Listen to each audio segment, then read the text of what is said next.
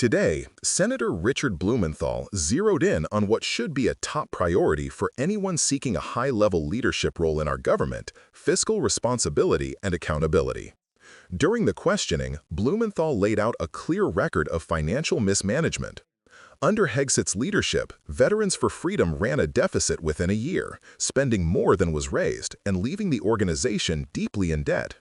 Revenue collapsed dramatically in subsequent years, from $265,000 to $22,000, demonstrating a persistent inability to stabilize the organization's finances. I want to talk about financial mismanagement at the two organizations that you headed, which are the only test of your financial management that we have before this committee, the Veterans for Freedom and Concerned Veterans for America. You took over the Veterans for Freedom in 2007. In 2008, you raised $8.7 million, but spent more than $9 million, creating a deficit. By January 2009, you told donors that the organization had less than $1,000 in the bank and debts of $434,000. By 2010, revenue at the Veterans for Freedom had dropped to about $265,000. In the next year, it had dropped further to $22,000. You don't dispute these numbers, do you? Senator, I'm extremely proud of the work me and my fellow vets did at Vets for Freedom. A bunch of young vets with no political experience, a small group, working hard every single day. We raised donor funds. And we have letters submitted for the record from almost everyone that worked with me every single day, including our chief operating officer, who will attest that every dollar we raised was used intentionally toward the execution of our mission, which is supporting the warfighters, exactly why we're here today, the warfighters in the Iraq surge. There was a campaign in 2008, Senator. It was Barack Obama versus John McCain. We believe John McCain would be the right person to win, and so we spent tax more. Returns from that organization. I'm glad they're for the record. I'm going to ask to be entered into the record, Mr. Chairman. Without objection. These tax returns are yours. They have your signature. And I'm going to ask that members of the committee review them because they're the only documents. I've asked for others. I've asked for the FBI report that would presumably document, it should have documented, this kind of financial mismanagement. And these are the 990s from that organization. By the year of 2011, donors had become so dissatisfied with that mismanagement, they, in effect, ousted you. They merged that organization with Military Families United, and thereafter, you joined a second organization as executive director. In between, Senator, I went to Harvard University for 2 years and Afghanistan. I want to ask you questions about Concerned Veterans for America. Again, another set of tax returns, the 990s from that organization. I asked they be made part of the record, Mr. Chairman. Without objection. Both of those returns are now part of the record. 2011 to 2016. At the end of 2013, shortfall of $130,000. At the end of 2014, shortfall of $428,000. You had a surplus the following year, but then another deficit of $437,000. By the time you left, that organization had deep debts, including credit card transaction debts of about $75,000. That isn't the kind of fiscal management we want at the Department of Defense. We can't tolerate it at the Department of Defense. That's an organization with a budget of $850 billion, not 10 or 15 million, which was the case at those two organizations. And it has command responsibility for 3.4 million Americans. The highest number that you managed in those two organizations was maybe 50 people. Let me ask you, how many men and women now serve in the United States Army? What is Zen's strength? Senator, I would like an opportunity to respond to I've asked you a impugning of question. my leadership of a veterans organization. Concerned Veterans for America, you're on the VA committee, sir, and I appreciate your service there. The VA Accountability Act and the Mission Act were all brainchilds of Concerned Veterans for America. We used our donor money very intentionally and focused to create policy that bettered the lives of veterans. Mr. Hegseth, I'm asking you a very simple question. How many men and women currently serve in the United States Army?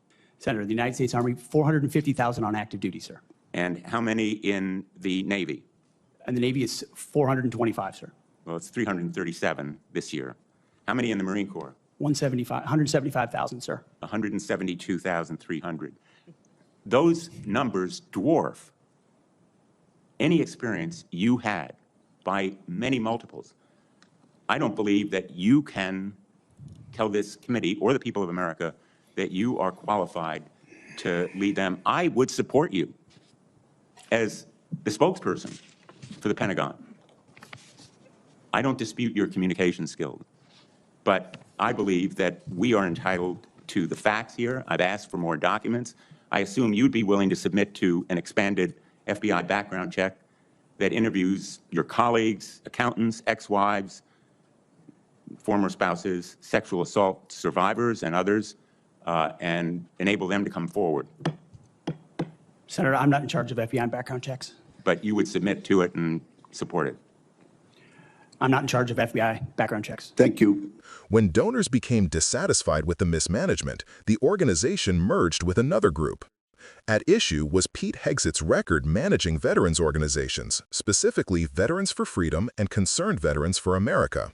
These roles were presented as his only real experience in managing budgets and leading organizations prior to his time at the Department of Defense.